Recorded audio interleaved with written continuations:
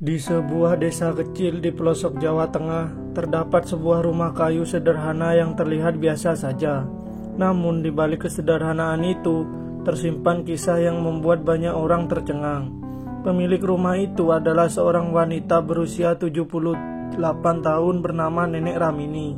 Bukan karena kekayaannya, bukan karena keturunannya, dan bukan pula karena prestasi akademis atau jabatan. Yang membuat namanya melegenda adalah satu hal yang tidak lazim. Ia telah menikah sebanyak 100 kali sepanjang hidupnya. Bagi sebagian orang, angka itu terdengar seperti lelucon. Untuk sebagian lain, itu tampak seperti kisah dari cerita fiksi atau berita sensasional. Namun bagi Ramini, itu adalah bagian dari perjalanan hidup yang penuh luka, kasih sayang, dan keajaiban kecil yang tak pernah ia rencanakan. Ketika ditanya mengapa ia menikah sebanyak itu, Ramini tak pernah membela diri. Ia hanya berkata dengan mata yang tenang, "Setiap orang yang datang padaku datang dengan luka, dan aku tak bisa diam saat melihat seseorang menderita sendirian." Kisah Ramini bukan kisah cinta biasa, bukan kisah indah ala film percintaan atau drama berseri. Ini adalah kisah tentang keberanian memberi cinta kepada mereka yang dianggap tak layak, tak punya harapan, dan tak punya siapa-siapa. Kisah seorang wanita tua yang menjadikan hidupnya sebagai bentuk kasih tanpa syarat. Dan inilah awal dari perjalanan cinta paling tak biasa yang pernah terjadi di tanah Indonesia. Kehidupan Ramini tidak pernah mudah. Ia lahir di tahun-tahun sulit pasca kemerdekaan, ketika desa-desa masih hidup dalam bayang-bayang kemiskinan dan adat yang kaku. Di usia 12 tahun, Ramini dipaksa menikah oleh orang tuanya. Bukan karena cinta, tapi karena keluarga tidak mampu lagi memberi makan semua anak, dan menikahkan anak perempuan dianggap solusi terbaik. Suaminya saat itu adalah pria berumur 40 tahun, jauh lebih tua, keras, dan pemarah. Dalam semalam, Ramini yang masih anak-anak harus berubah menjadi seorang istri, menyiapkan makanan, membersihkan rumah, dan menjadi pelayan tanpa suara. Tak ada cinta di rumah itu.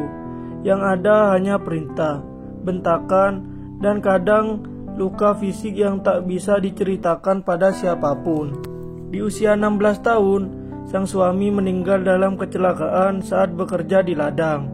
Ramini tidak menangis, tapi bukan karena ia bahagia, melainkan karena ia tidak tahu bagaimana rasanya kehilangan orang yang tidak pernah benar-benar ia miliki. Namun, musibah itu malah membuka babak baru dalam hidupnya. Alih-alih mendapat simpati, ia malah dianggap pembawa sial. Keluarga suaminya mengusirnya, dan masyarakat mencibirnya. Ia kembali ke rumah orang tuanya tanpa harta, tanpa harga diri, hanya membawa luka yang tak terlihat. Tapi justru di titik terendah itulah Ramini mulai memahami makna kehidupan. Ia menyadari bahwa hidup bukan tentang menunggu kebahagiaan datang, tapi tentang bagaimana ia bisa menjadi sumber kebahagiaan bagi orang lain. Dan dari luka-luka masa kecil itu, Ramini mulai menapaki jalan yang tak lazim, namun luar biasa. Setelah kembali ke kampung dengan luka dan rasa malu, Ramini memutuskan untuk hidup mandiri. Ia bekerja di ladang, membantu para tetangga, dan menjual makanan kecil di pasar. Ia hidup dengan tenang, walau tanpa arah pasti. Namun takdir membawanya bertemu seorang pria tua bernama Pak Warto, veteran perang yang lumpuh, tinggal sendirian, dan dijauhi oleh masyarakat karena dianggap beban. Pak Warto sering duduk sendiri di pojok pasar, menatap kosong, tak ada yang peduli padanya. Tapi Ramini yang pernah merasakan kesepian serupa, mulai memperhatikan.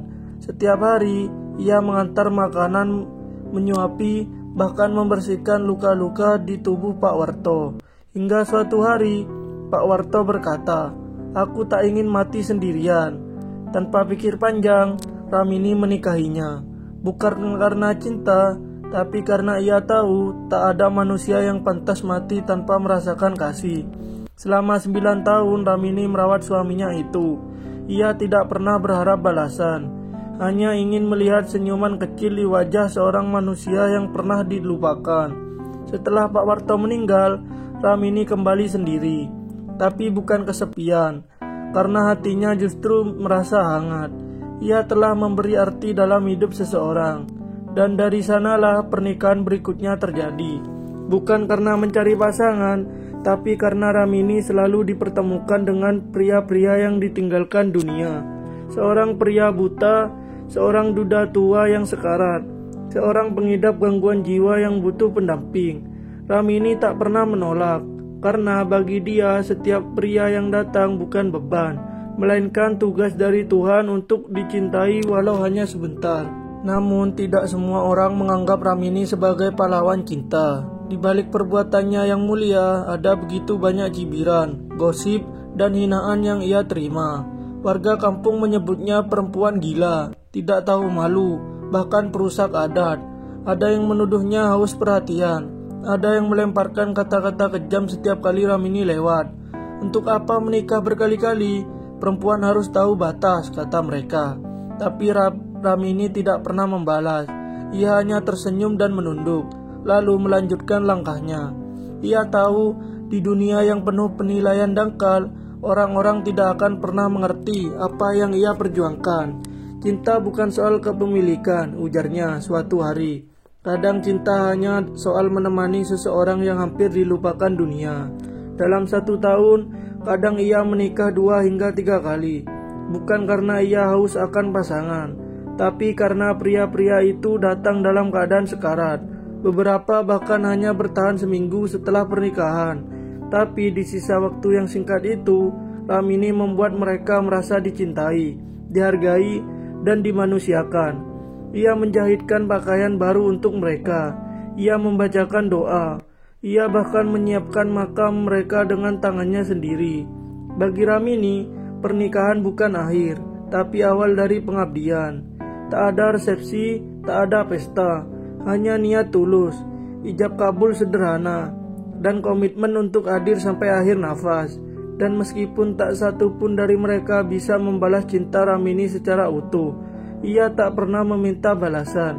Karena bagi Ramini, yang penting bukan siapa yang mencintai kembali, tapi siapa yang sempat ia cintai sebelum dunia benar-benar menutup mata.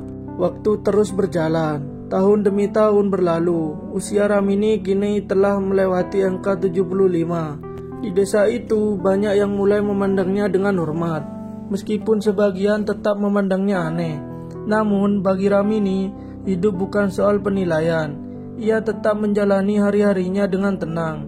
Bangun pagi, menyapu halaman, merawat kebun, dan sesekali membantu tetangga. Suatu hari ia bertemu seorang pria yang berbeda dari sebelumnya. Namanya Amir, usianya 35 tahun. Muda, berotot, dan tampak tangguh. Namun wajahnya penuh luka. Bukan luka fisik, tapi luka batin yang dalam. Amir adalah mantan narapidana, dibuang keluarganya, dijauhi masyarakat, dan di hari pertama mereka bertemu, ia sedang duduk di belakang pasar, memakan sisa makanan dari tempat sampah. Ramini mendekatinya, memberikan sebungkus nasi, dan duduk di sebelahnya. Tak banyak bicara, hanya senyuman dan tatapan hangat. Dalam hitungan menit, Amir menangis seperti anak kecil. Beberapa minggu kemudian, Ramini membuat keputusan mengejutkan. Ia ingin menikahi dengan anak Amir. Bukan karena cinta, katanya, tapi karena aku melihat diriku di matanya 50 tahun lalu. Warga desa geger, banyak yang mencaci. Nenek tua menikahi lelaki muda, pasti ada udang di balik batu. Tapi Ramini tak peduli. Baginya usia hanya angka. Luka manusia tetap luka, tak peduli siapa yang memikulnya. Dan akhirnya di usia 76 tahun, Ramini menikah untuk ke-100 kalinya. Pernikahan paling kontroversial, tapi juga paling dalam maknanya. Kini di usia 70 tahun, Ramini duduk di teras rumah kecilnya, ditemani Amir yang selalu setia membuatkan teh hangat setiap pagi. Tak ada kemewahan di rumah itu, hanya ada kedamaian dan cinta dalam bentuk paling sederhana. Dari seorang nenek di desa kecil kita belajar satu hal besar. Cinta bukan soal besar kecilnya hadiah, tapi keberanian untuk hadir saat yang lain memilih pergi. Terima kasih yang sudah menonton. Semoga yang saya sampaikan bermanfaat dan menambah wawasan bagi kalian semua.